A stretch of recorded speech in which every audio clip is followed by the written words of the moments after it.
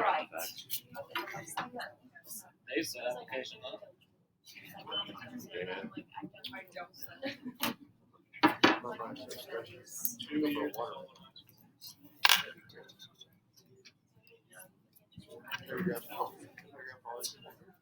You have to put your occupation. So when you're referencing your occupation,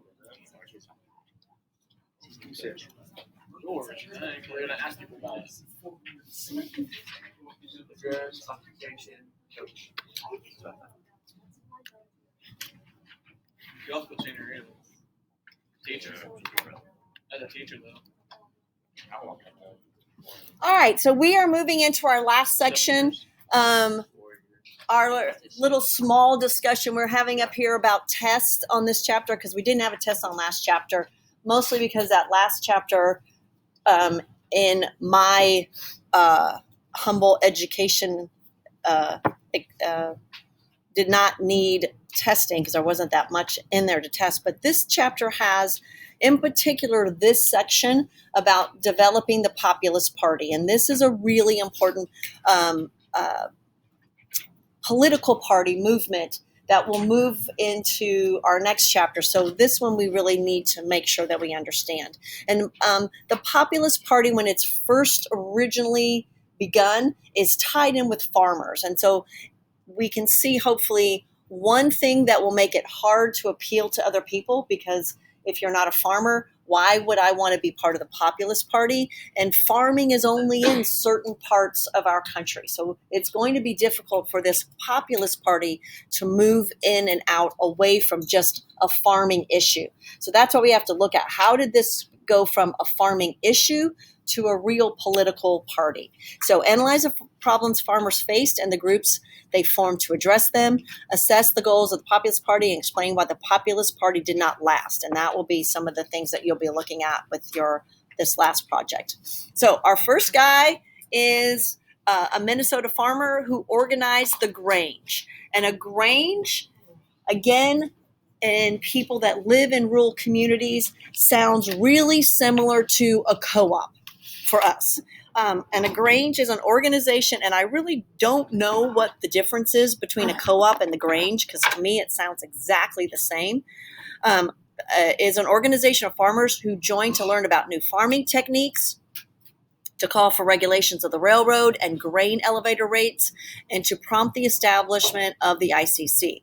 And the Populist Party is going to be a political party formed in 1892 on a platform of silver coinage, government ownership of railroads, and fighting the corrupt and unresponsive elite. So that's what the political platform is about. All of these people are going to be farmers. And we have two people, William Jennings Bryan, who is going to run for president 4 times. He runs for president 4 times. Obviously, he doesn't get elected. He will be Woodrow Wilson's Secretary of War. He'll serve other positions in political power. And for those of you that know any other historical moments we have coming up in the early 20th century, what's called the Monkey Trial. It's the Scopes Trial about teaching evolution in school. And William Jennings Bryan is arguing for the state of Tennessee that evolution should not be taught in schools. And then William McKinley, the Republican candidate for president in 1896, who followed a traditional strategy for letting party campaigns work for him. And that traditional strategy is going to get him shot. And that will get the vice president, Teddy Roosevelt, elected as president. The interesting story of that, and I'm moving ahead a bit just because I love this story so much. The Republican Party wanted to silence Teddy Roosevelt. He was a very loud, progressive voice. He was the governor of New York, and the Republican Party wanted to put him in a place where he didn't gain popularity and he didn't have any influence. And they were looking for a position. And they said, I know the perfect position. Let's make him the vice president of the United States. Nobody knows who the vice president is. Nobody even knows what the vice president does. And so he runs on the ticket with McKinley, and very shortly after McKinley is elected, he's assassinated, and then guess what? Teddy Roosevelt becomes president, one of our greatest presidents. And it's interesting to me always how he got put in that position. So as we move through this farming coming into political party, make sure that we remember that farmers, I shouldn't have to say this, but farmers, their issue always is that they are standalone people, right? They don't work for a company, they don't work for an organization, and trying to gain political power is what they'll be looking for in this time period. So people moving into the West and South in the late 1800s knew their lives would not be easy. They had lots of things that made their survival very nearly impossible.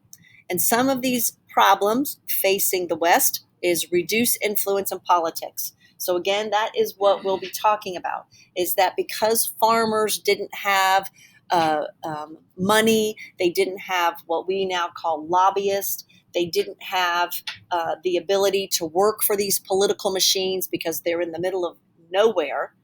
As a result of that, they had no influence. They didn't have anyone working behind the scenes for them. Low prices for their crops. So in other words, what happened as a result of these awesome innovations in agriculture that allowed them to produce large yields on land and great new machines that allowed them to farm more ground, they produced more crops. And when you produce more crops, the price is lowered.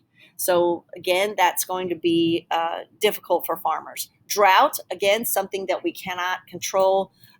We will have drought hit farmers in different periodic times. And then the last one's going to be really important. This is where farmers really begin to work and gravitate toward some kind of union type organization, is the high cost of transportation, equipment, and loan costs. The other ones we can see. But if you live in the middle of Kansas and you bring your wheat or your grain to market, nobody in Kansas wants to buy it, right? Everybody in Kansas has access. You have to get that somewhere else. And getting it that somewhere else are costs that are beyond your control. And what happened with our railroad owners is they understood that. They understood that, farmer, you can't get anything to market without our train. So we're going to jack the prices up for you. And in doing that, it reduced the profits for farmers. There is no regulation yet of railroads. Railroad owners can charge anything they want. They can charge one price for this group, one price for another group, and farmers lose any profit because of transportation. And that is always going to be a difficult thing for farmers to control. Bless you. Farmers can't control much of anything in their endeavors, but that transportation is something definitely that hits them very hard. So, frustrated by the problems, farmers take a cue from workers in factories. Let's organize ourselves. Let's put ourselves in a group and see if that helps us in our cause. So one of the things that I think I understand about a co-op is that everybody takes their grain to that co-op and all agree on a price so that they're not undercutting each other. And that's pretty much what will happen with these Granger movements. So the Grange was originally organized by Oliver Kelly in 1867 and very quickly is going to gain 1 million members. The Grange is going to kind of fall down after 1870, but what will pick it up will be those farmers' alliances. And that will again start to reform some of those organizations that will continue with the goals of the Grange. The 3 states most successful will be Illinois, Wisconsin, and Minnesota. And they passed state laws setting a maximum grain rate for shipping freight and grain storage called Grange laws. Minnesota is really important because this little man whose last name happens to be Pillsbury in Minneapolis on the river sets up a grain milling company that will eventually begin to mill like flour and all that stuff that you hopefully recognize the name Pillsbury for. So Minnesota needed farmers to be able to get their grain to Minneapolis, and that is on the train. And so Minnesota needed to work for those state laws that said you can only charge a certain rate. You can't fluctuate our rate. Again, when you're in business, and it doesn't matter what kind of business you're in, farming, any kind of business, you need to know set rates so that you can maximize, so that you can maximize your profit. And if every time you went to ship your grain on a railroad, the price changed, it becomes difficult for you to do business and to stay in business as a farmer. Because this, again, is where we're headed toward, that farming is now a business. It's not just something that people do to grow food in their backyard. We are now growing food for the whole world, and moving that food is essential. So, spread of the Farmers Alliance led to the formation of the Populist Party in 1892. For those of you that use your notes to study, this is a really important statement. It is definitely a test question about how we get the Populist Party. And populism is people-based, right? This is a party about the people, not rich people, not even wealthy businessmen. It's the party of the people. And the populist platform outlined at the party's convention in Omaha, Nebraska, and it is essential to know that they chose to meet in a farming state like Nebraska, called for 4 things: coinage of silver, an income tax, bank regulations, and government ownership of railroads. It's important to note that there's not a lot of stuff on that platform about farming itself, even though this was about and begun by farmers, because they recognized that we had to appeal to a larger group of people. So when we use the word platform in discussing political parties like the Democratic platform or the Republican platform, it is a set of beliefs. It is kind of figuratively what a platform is literally. What is holding up your party? So every political party has a platform. When we're finished with this discussion, if you so desire, you can look at the Republican National Party website and read the platform of the Republican Party, Democratic National Headquarters, and read the Democratic platform. And those platforms are a list and a series of beliefs that members of those parties believe in. And so for this populist party, they had 4 really important ones. And they wanted an income tax because at this point, the only way government or states tax people was based on their property. And for farmers, that's a huge tax. If I own 500 acres, I'm paying a lot of taxes versus someone that lives in a town on half an acre. And so farmers said, we need a different way to tax people, and let's have an income tax. It was very, very controversial because when we think about an income tax in the 21st century, most people don't even think anything about it. That's what you do. You pay a tax on your income. But the people against this populist movement would have said, what right does the government have to money that I work for and earn? You can tax my roads, you can tax my land, but I work for this money. What right do you have to that? And this will be this platform in 1892 with that income tax will not come into play until the 20th century under President Woodrow Wilson, who will first establish an income tax. And then that income tax is only on people that make more than a certain amount of money, which most people did not. So the debate over the monetary policy was an important issue of the day. Those who wanted to use silver, that's the Populist Party, were called Silverites.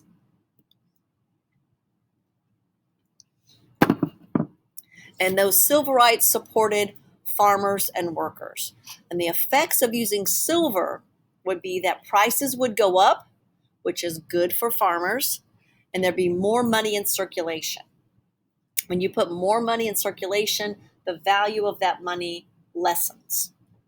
The other people who wanted to stay on the gold standard were gold bugs, and they wore these little pins, gold bugs. They liked the gold standard. It made them feel safe. It made our money safe. It's supported by bankers and factory owners. And in essence, it's supported by people who understood the significance of the value of money. Effect of the gold standards is that prices fall and there's less money in circulation. So they are the direct opposite of each other. But what is important to remember is if we're thinking about gold and silver, and those of you that are jewelry buyers, you definitely know the difference between gold and silver. One costs a lot and the other one doesn't. For those of you that don't know which one costs a lot, the gold necklace costs way more than the silver necklace. It doesn't mean that it's better or any less valuable. It just means there is a distinction. And bankers understood in order to be able to compete, in order to be able to stay competitive with Europe, we needed to make sure that we stayed on a gold standard. And that would be those gold bugs. So that also becomes part of the political debate within that populist party. Who's going to call at the end what we base our money on, gold or silver? All right, any questions about that? It's a very, very complex issue that I am making as simple as I possibly can. Test-wise, what you'll want to know is populist supported silver, and we're called Silverites, so make sure you know that one. And I'll come back to this slide if you need it. Populists did very well in 1892, electing 3 governors of 3 states, 5 senators, which is, even though they're not elected, they are appointed, and 10 congressmen. The populist candidate for president, James Weaver, received 1 million votes, which is a lot of votes for a third-party candidate. So, in 1893, a 4-year-long depression hits. Labor, unrest, violence hits the nation. And in the middle of this, in 1896, a young lawyer that we're going to meet for the first time, William Jennings Bryan, speaks at the Democratic Convention. He's not at the populist, but he's at the Democratic Convention. But he gives a populist message in his speech. And the populist message of free silver moves the Democrats to nominate William Jennings Bryan. The Populist Party chose to give him support as well. So he becomes a very powerful candidate. He has the backing of the Populist Party and he has the backing of the Democratic Party. And he becomes the nominee for the election of 1896. Bryan campaigned against the Republican candidate, William McKinley, in a way that had never been seen before. So prior to this, political candidates did not campaign for themselves. In my APUSH class, we just finished the election of Lincoln, and Lincoln never left Springfield. He didn't make speeches. He didn't talk about himself. He simply said, let my record stand. And if anybody wants to talk about me as a candidate, let them do that. That was the way political campaigns ran for the most part. This one will be different. This one will be the culmination of transportation taking over the United States and having access to railroads everywhere. So McKinley is going to have to come up with a better way to campaign because William Jennings Bryan is going around the country talking to voters, talking to real people. And that had never really been done before. And Bryan is speaking for the plain people of this country. And for our farms is what he is talking about. And he gives probably maybe the 5th most famous speech in America. First one being probably Lincoln or Washington's farewell address, Lincoln's Gettysburg Address, Roosevelt's Day of Infamy, Martin Luther King's I Have a Dream, Cross of Gold, William Jennings Bryan. And he ends it with, "You will not press down upon the brow of labor this crown of thrones. You shall not crucify mankind on a cross of gold." And again, using some very deeply religious symbols as his analogy. And those of you that are people of faith, maybe when you heard those words, you got an image of a crucifix in your head, and that's what he was intending. We're being crucified. Regular people are being crucified by these wealthy people who don't know what it means to be an average, ordinary person. So McKinley wins in 1896, and again in 1900. Bryan's emphasis on money reform wasn't very popular with urban workers. They could care less. They didn't really have any problem. And we can see again the popular vote. Take a look at, in 1896, Indiana had 15 electors. We now have 11. And I feel fairly certain when the census of 2020 is finalized, we're going to lose more. So, and that is always a sad thing for our state when we lose electors, because that means we lose influence. And again, our electors are based on our population. And the state of Indiana and almost all of those orangey states to the west of Ohio lose electors because our other very warm, nice climate with lots of jobs get those states. So North Dakota still has 3 electors. Montana still has 3. Idaho, they have 3 because they get 2 senators and 1 representative. That's how that works. Lastly, the Populist Party was weakened by supporting Bryan on the Democratic ticket. The party is going to survive another decade, but its viability as an alternative to the 2 major parties was over. There has never been any third party that has ever really been able to survive over its short period of time. We are going to definitely have third parties in the 20th century. One in particular will be called the Dixiecrats, and that will be Democrats in the South against segregation, and that one will last. I said that backwards. Dixiecrats are against integration. They're for segregation, and obviously that party will die as well. The party's going to survive another decade. Many of the reforms, though, that they were working towards becomes a reality, right? There is an income tax. We do get regulation of railroads. We do get flexible monetary. And its most lasting effect, which many people probably wish was not, campaign politics. And that becomes, again, its longest lasting effect is the change in the way people campaign for offices. All right, any questions about that? All right, and I'll pull this back up. I want to pull up our assignment so that we can discuss that. Find it.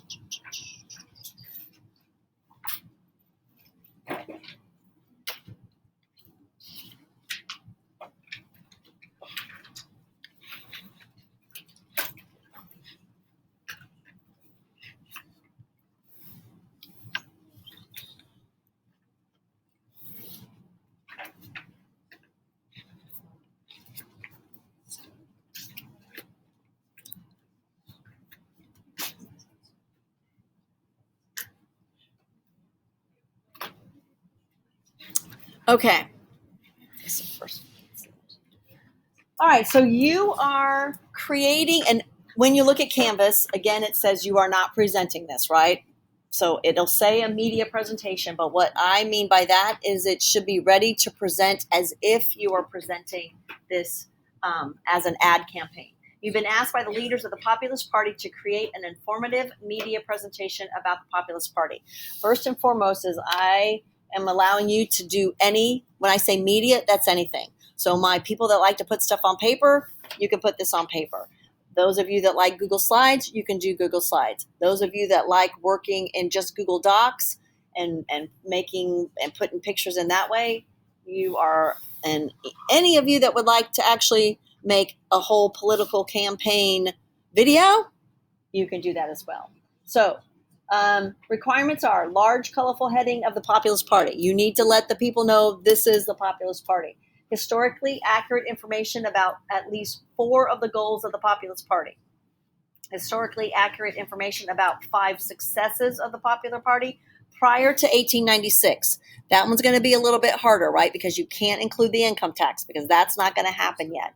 So make sure that you look about those things that happened before 1896. At least 5 visuals, pictures that connect with the Populist Party must be colorful. So one of those visuals, I'm just going to give it away because it's in the notes, is those silverites. So some kind of silver thing, colorful, neat, easy to read. This media presentation may be created in many ways.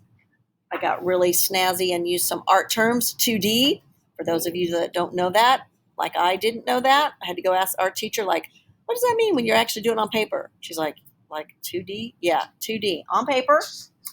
You can use Google Slides, take off Keynote because you don't have that anymore, Google Docs, or video. Please see the leader of the party, that would be me, if you have any questions or problems. So we're working on this today, tomorrow, Monday. Next week, and I hope I'm not the first teacher to tell you this. If I am, I'm sorry. Next week, we have Monday off instead of Wednesday.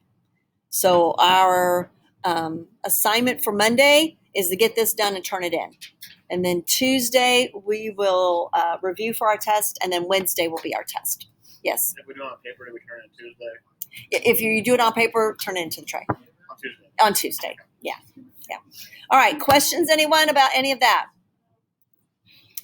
All right, I did have up at